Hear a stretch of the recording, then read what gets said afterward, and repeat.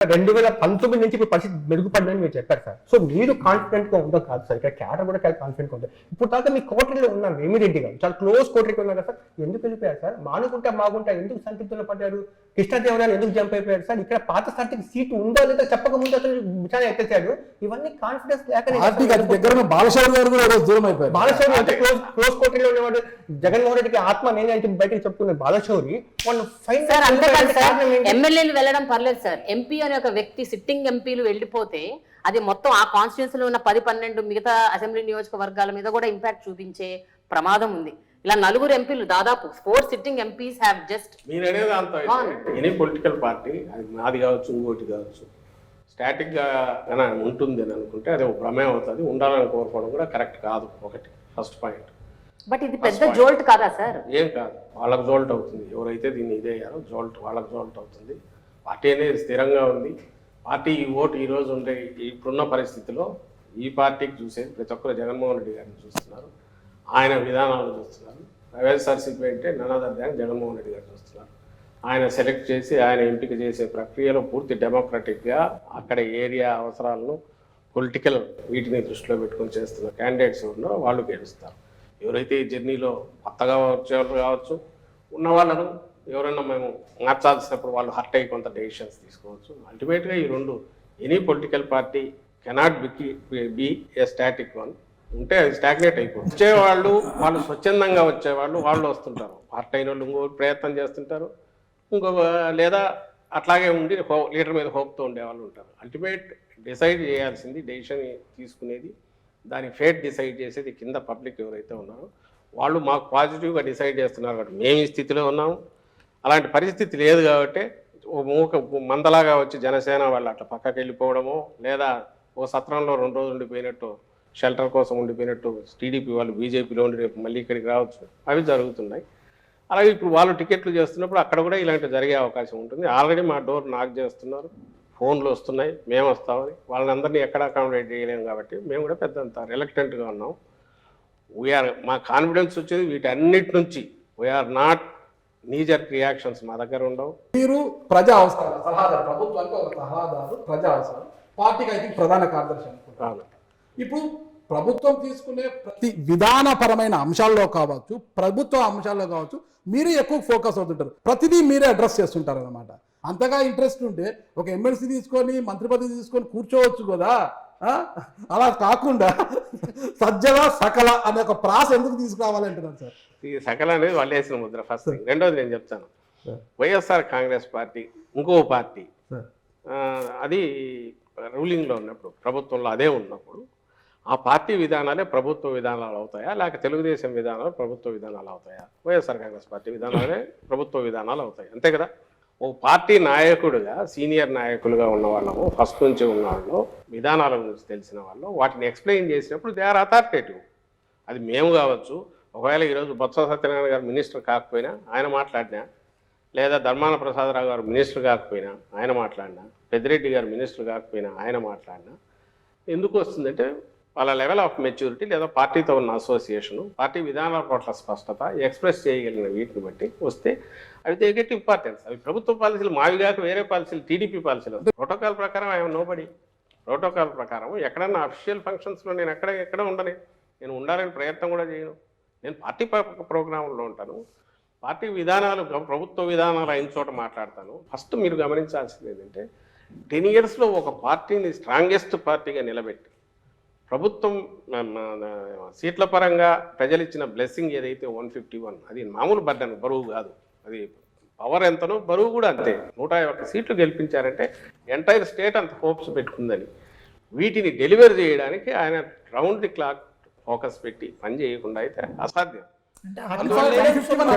నేను ఇంతకుముందు అన్న స్కీములు కానీ లేదా ఈ 4 ఏళ్లలో 2 ఏళ్ళు కోవిడ్ తీసేస్తే మిగిలిన తక్కువ టైంలో ఇంత ఫినామినల్ రిఫార్మ్స్ కానీ, చేంజెస్ కానీ, సిస్టమ్స్లో చేంజెస్ కానీ, కొత్త సిస్టమ్స్ ఇంట్రడక్షన్ కానీ చేయగలగడం అనేది మీరు దాంతో పోల్చినప్పుడు దానికి ఆయన సఫర్ అవుతున్నది, ఎంత టైం లూజ్ అవుతున్నాడు. మామూలు దీంట్లో పార్టీని ఓ పక్కన నడుపుకుంటూ ఇది ఎట్లా చేయగలుగుతున్నా ఆలోచిస్తే అసలు ఇది ఎట్లా చేసాడని మీకు ఆశ్రమిస్తే ఇది అసలు ఇష్యూ అనిపించదు. సార్ ఒక జర్నలిస్ట్ గా ఒక్క విషయంలో ఐ అడ్మిట్ సార్, అంటే I have seen what is happening in Andhra Pradesh.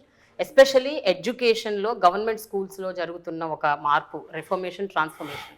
రెండోది హెల్త్ డిపార్ట్మెంట్లో ఉన్న ఫ్యామిలీ డాక్టర్ కల్చర్. మూడోది రైతుల కోసం రైతు భరోసా విలేజ్ కేంద్రాలు. క్లినిక్స్. వీటి వరకు and also village volunteer system. I really appreciate I really appreciate the government. But at the same time ఇందాక మనం మాట్లాడుకున్నట్టు డెవలప్మెంట్ అన్న విషయానికి వస్తే మాత్రము, సో దీని గురించి మీరు ఏమంటారు సార్? అంటే చేసిన వాటి గురించి చెప్పుకుంటున్నారు, ఓకే, చేసినవి ఎన్నో వాటి గురించి చెప్పుకోవట్లేదా, లేకపోతే అసలు చెయ్యట్లేదా? What happen to development? ఇప్పుడు అందుకే నేను అంటున్నది, మీరు జగన్మోహన్ రెడ్డి గారి పాలన వైపు చూడాలంటే ఒక ఫస్ట్ థింగ్, అక్కడ ఏం చేశారు, ఇక్కడ అలాంటి బిల్డింగ్ వచ్చిందా, అక్కడ అయిందా, ఇక్కడ ఇది వచ్చిందా అనేది చూడడం కాకుండా హోలిస్టిక్గా మొత్తంగా చూస్తే డెవలప్మెంట్ అనేది మనకు కనపడుతుంది. ఫస్ట్ నేను ఇంతకుముందు ఇంత ప్రొలాంగ్ మళ్ళీ చెప్తూ వస్తున్నాను, దాంట్లో పార్ట్గానే మళ్ళీ ఇప్పుడు ఎక్స్టెండ్ చేస్తున్నాను. ఇండస్ట్రీస్ వస్తున్నాయి కంటిన్యూస్, ఎంఎస్ఎంఈలు విపరీతంగా గతంతో పోలిస్తే పెరిగాయి.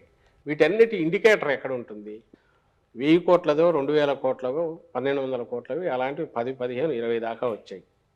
నాకు మన పోతుంటే మా బద్వేల్ దగ్గర 1200 కోట్లది షీట్స్కి సంబంధించి వచ్చింది. 1200 మందికి వర్క్ కల్పిస్తుంది.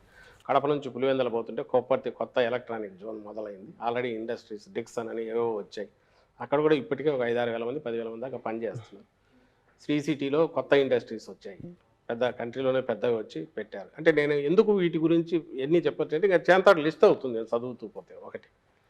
సెకండ్, దానికంటే ముఖ్యంగా ఎంఎస్ఎంఈలను పోస్ట్ కోవిడ్ కాగానే ఆ ఇన్సెంటివ్స్ వాళ్ళ ఉన్నవన్నీ పే చేసి క్లియర్ చేసి 1000 కోట్లు 1200 కోట్లు కొత్త వాటిని ఎంకరేజ్, కొత్త ఇన్సెంటివ్స్ చూపిన వల్ల అవి గతంలో ఎప్పుడూ లేనంతగా పెరిగాయి. అంతకుముందు నా ఐ థింక్ 2.3 lakhs 3.5 lakh ఉంటే ఇప్పుడు 5.5, 6 lakh కొత్తవి స్టార్ట్ అయ్యాయి.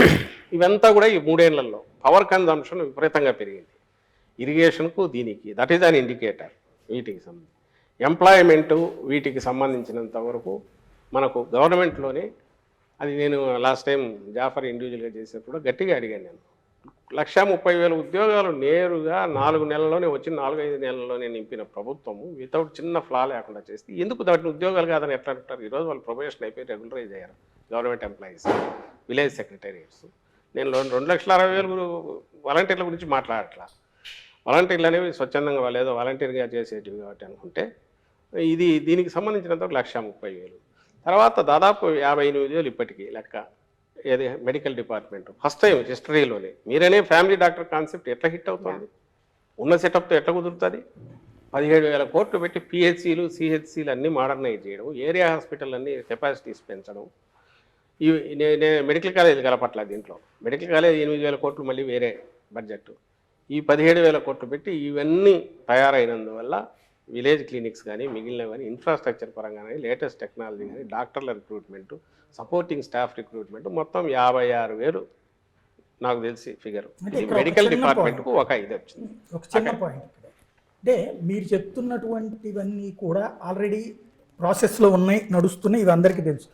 పబ్లిక్ ఏముంటుందంటే సార్ అది ప్రొజెక్ట్ అయినట్టు ఇది ప్రొజెక్ట్ అవ్వట్లేదు సార్. మీరు ప్రొజెక్ట్ చేయట్లేదా? అసలు అవ్వట్లేదు.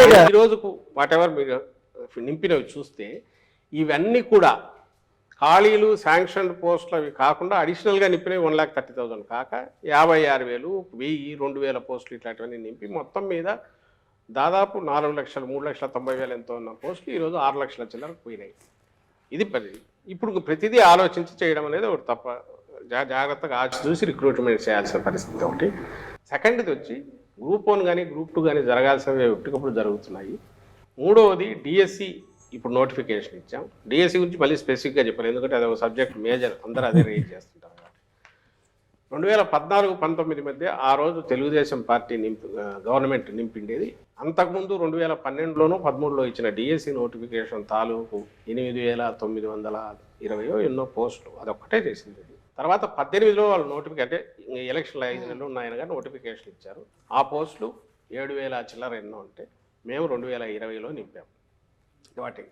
అది దాంతోపాటు 2008 డిఎస్సి, 1998 డిఎస్సి, ఈ రెండు అప్పటి నుంచి ప్రొలాంగ్డ్ లీగల్గా వాళ్ళు అన్ని రకాలుగా చేస్తున్న వాళ్ళ సఫరింగ్ తీర్చాం. అది ఒక 7,000 పోస్టులు, మొత్తం 14,000. ఇప్పుడు లేటెస్ట్ మళ్ళీ 6,100కు ఇచ్చాం, 6,100కి ఇప్పుడు ఇచ్చాం. అంటే 20,000 మేము చేసింది. ఇది ఫిగర్స్. మీరు వీటిని మళ్ళీ పక్కకు తోసి ఉద్యోగాలు ఎక్కడ? 1,30,000 మేము ఉద్యోగాలు అనుకోము. అల్టిమేట్ గా ఈ రోజు అందుకే మీరు అన్న వాటిలో రైడర్స్ పెట్టి అదే మాట్లాడుతున్నారు. సార్. అంటే ప్రతిపక్షంలో ఉన్నప్పుడు ఏం చెప్తున్నారు మీరు? చేశారు సార్. ఎన్నికలు సమీపిస్తున్న సమయంలో డిఎస్సి చేశారు. షెడ్యూల్ లోగా పూర్తి చేస్తారా? అదే వాళ్ళు అది చేయలేదు కదబ్బా. నేను అనేది ఇప్పుడు ఇద్దరం పోటీ పడుతున్నాం ఇక్కడ. చంద్రబాబు నాయుడు జగన్మోహన్ రెడ్డి గారు అనేది తేలాలి. చంద్రబాబు నాయుడు గారా జగన్మోహన్ రెడ్డి గారా రేపు సీఎం అనేది స్టేట్ అదే ఇది ఓట్ బ్యాంక్ రాజకీయం కాదా సార్? ఓట్ బ్యాంక్ రాజకీయం కాదంటారా? వేరే ఎవరైనా ఉన్నారా? వీళ్ళిద్దరిలోనేనా? రైట్. వీళ్ళిద్దరిలో పవన్ కళ్యాణ్ సీఎం చెప్పలేదు కూటమిగా ఆయన సీఎం క్యాండిడేట్ ఎవరైనా అనౌన్స్ చేశారా? లేదండి. అంటే కూటమిలో మన ఆయనకి ఇచ్చేది 24 స్థానాలు, అది వేరే విషయం. మీరు చేయాల్సింది ఏంటంటే పెద్ద గీత చిన్న గీత పోల్చినప్పుడు ఒకవేళ మేము మాట్లాడేవి చాలా పెద్ద మాటలు మాట్లాడుతున్నాం అనుకుంటే కంపేరబుల్స్ తీసుకుని కంపేర్ చేయండి. ఆ రోజు ఎన్ని డిఎస్సి ఇచ్చాడు, ఈ రోజు ఎన్నికల సమయంలో మా బడ్జెట్ 54,000 కోట్లు ఉన్న మేము వచ్చేటప్పుడు ఉన్నది శాలరీ బడ్జెట్, వేజ్, ఎంప్లాయీస్ వీటికి సంబంధించిన అన్ని రకాల వాళ్ళ 90,000 దాదాపు పోయింది. ఇప్పుడు ఇది వీఆర్ నాట్ బ్లేమింగ్ ఎనీబడి. ఆయన ఎవరిని అనట్లా, కానీ ఇట్స్ ద రియాలిటీ. కావచ్చు ఇంతవరకు పెళ్లి